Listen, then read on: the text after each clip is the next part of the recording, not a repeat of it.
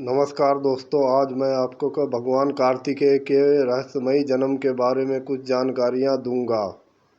शिव के पुत्र कार्तिकेय के बारे में चमत्कारी बात यह थी कि वह एक महान प्रयोग से जन्मे थे, जिसमें 6 जीवों को एक शरीर में जीवन दिया गया था।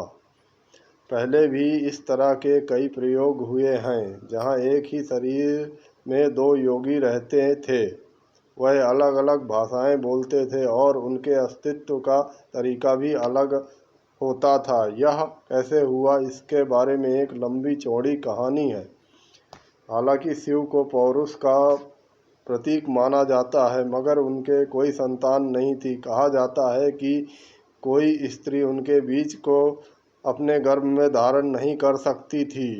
इसके कारण उन्होंने अपना बीज एक हवन कुंड में डाल दिया। हवन कुंड का मतलब जरूरी नहीं कि आग का कुंड हो, वह एक होम कुंड होता है। होम कुंड ऋषियों के लिए एक प्रयोगशाला की तरह था, जहां वह कई चीज़ों को उत्पन्न करते थे।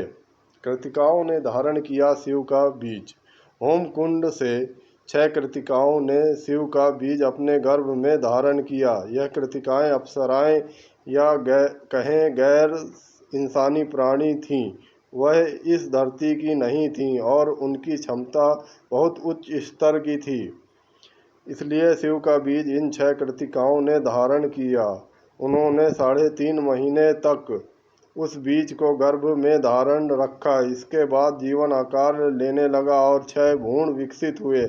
इसके बाद कृतिकाओं को लगा कि यह बीज उनके लिए बहुत ज़्यादा गर्म है और वह उसे और ज़्यादा समय तक धारण नहीं कर सकती।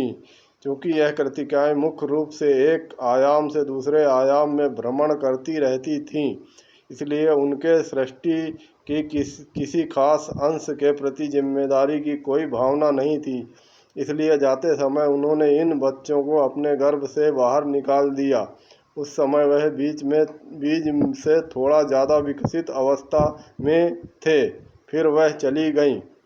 कार्तिकेय का जन्म। पार्वती खुद शिव के बच्चे को जन्म नहीं दे पाई थीं, इसलिए वह इसे व्यर्थ नहीं जाने देना चाहती थी। उन्होंने इन 6 अविकसित बच्चों को कमल के पत्ते में लपेट कर उनके विकास की स्थिति पैदा करने की कोशिश की। वह देख सकती थीं कि अलग अलग उनके बचने की संभावना बहुत कम है, क्योंकि वह पूर्ण विकसित नहीं थे।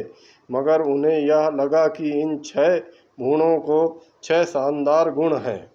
पार्वती ने सोचा, अगर यह सभी गुण किसी एक पुरुष में हों तो वह कितना अद्भुत होगा। अपनी तांत्रिक शक्तियों के जरिए उन्होंने इन 6 नन्हे भ्रूणों को एक में मिला दिया। उन्होंने एक ही शरीर में 6 जीवों को समाविष्ट कर दिया। इसके बाद कार्तिकेय का जन्म हुआ।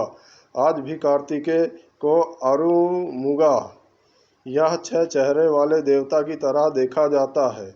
वह एक अद्भुत क्षमता वाले इंसान थे। 8 साल की उम्र में ही वह एक अजय योद्धा बन गए थे।